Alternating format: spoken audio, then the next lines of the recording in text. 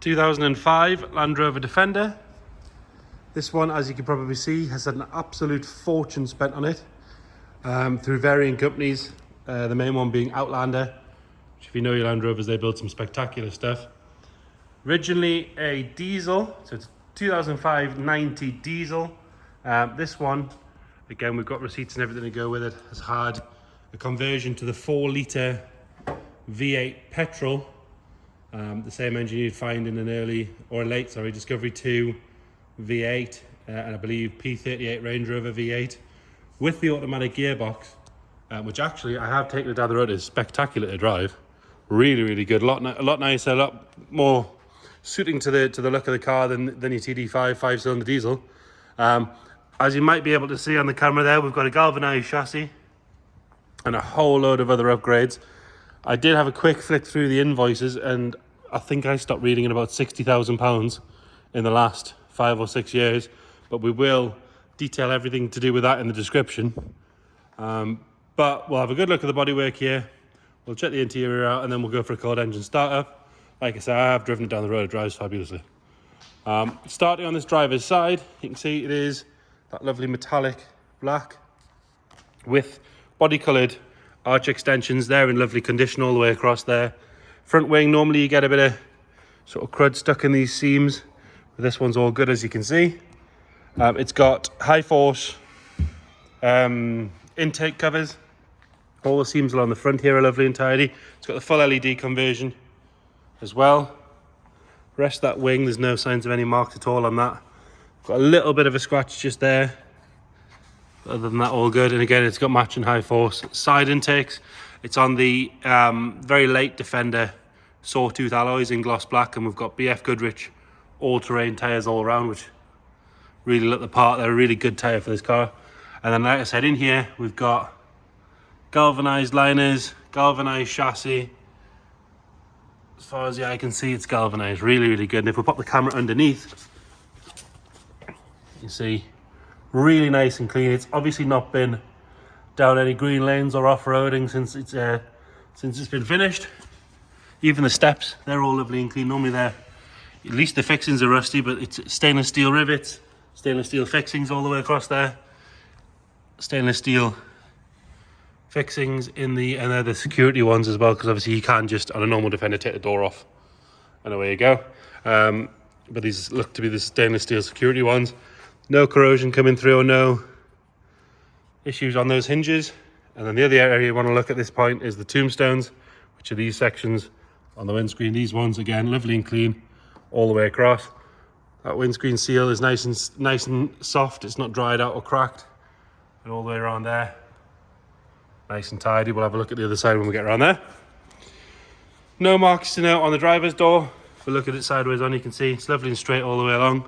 You do get these little ripples in the bodywork, which are actually the factory spot welds. You can see them on the camera there.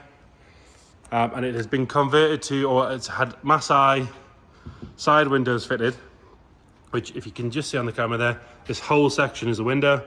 Normally they're a solid piece of glass. This one has sliding sections in, which I've never seen before. Really nice touch, that I really like that. And then you've got your Alpine window across the top, nice and tidy on the bodywork along there as well. All the glass is lovely and clear. Around the handles, good. Normally you get some sort of marking and scuffing down here, but this one's all good. Another arch extension, nice and tidy. You can see really clean in there as well. Another good wheel and tyre. And then if we have a look back up here, nice and straight all the way up for a Defender. Got to add that because there is those factory ripples in there. LED conversions on the rear as well. And then the spare wheel has been mounted on a more heavy duty bracket, which opens with the door. We've got the rear upgraded bumper. Doesn't look like it's ever had a tow bar fitted to that either, so that's always a good sign. And then underneath we've got the guards, stainless steel guards. See just how clean that suspension and everything is down there. Normally you get a bit of corrosion coming through here, but as you can see, really good. Matching 5th spare wheel, sawtooth alloy, unmarked, with what looks to be a brand new tyre. I'm not sure if that's ever actually seen the road. And then you've got these corner parts of that same window, finishing it off on the side. We've got working lights on the rear, reversing camera, Again, normally these sections you get paint flake, but as you can see, all very, very nice. Same situation here, but lovely and tidy on both sides. No paint flake, nothing at all to worry about there. Coming around on the passenger side, and again, if you look up there, nice and straight. It's rear quarter, no marks to worry about there. Arch section's all nice and tidy. Have another good look in there. I know you've heard me say it, but I'm going to keep showing you that Golf chassis because that's the main feature for me. Another good wheel and tyre. And then again, we've got that same Masai sliding window on the side.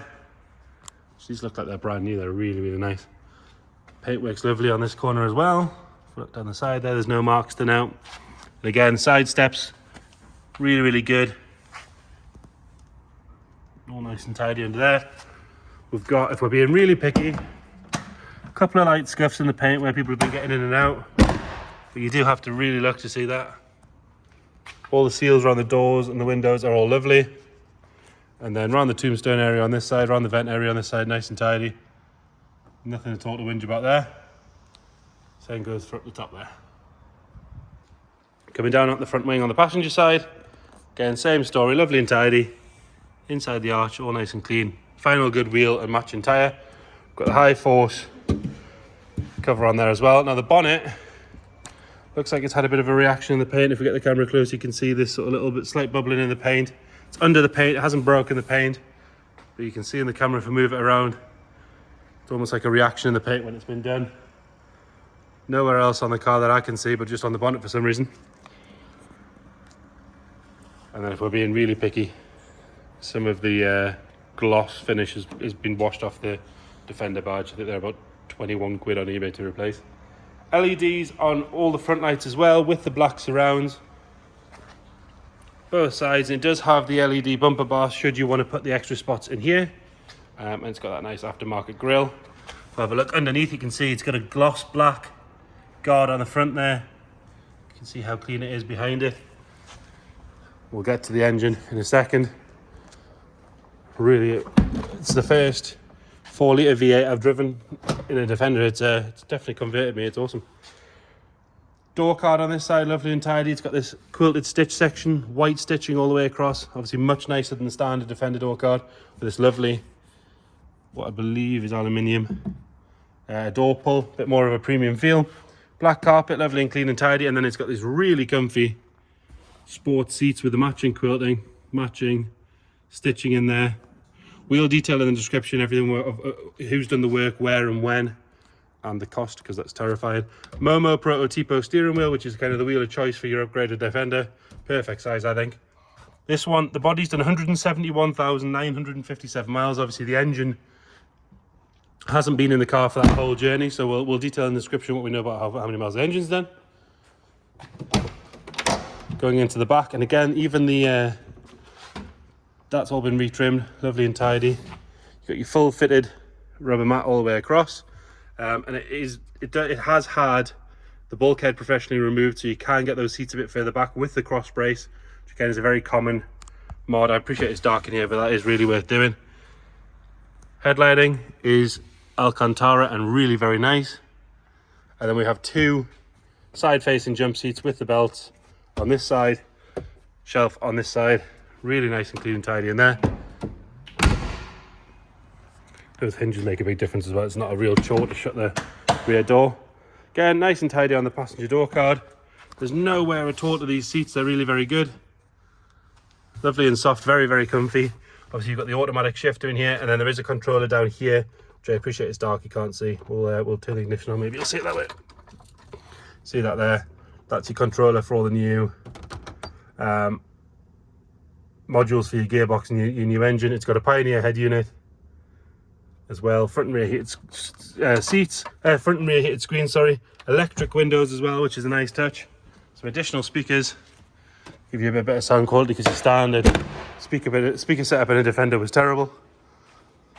And then under here, it's that star of the show, so it's a 4-litre Land Rover V8 with the automatic gearbox, which for me is a no-brainer. You can see how clean those inner wings are as well.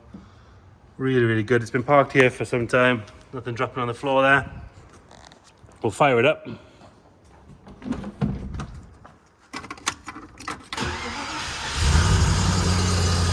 stone cold, so it is on cold start. Starts on the button, ticking over nice and smooth. A little bit of condensation coming out the back because it is, like I say, stone cold, cold day today. I have briefly taken it down the road. It does drive very, very well, a lot quicker than you'd imagine.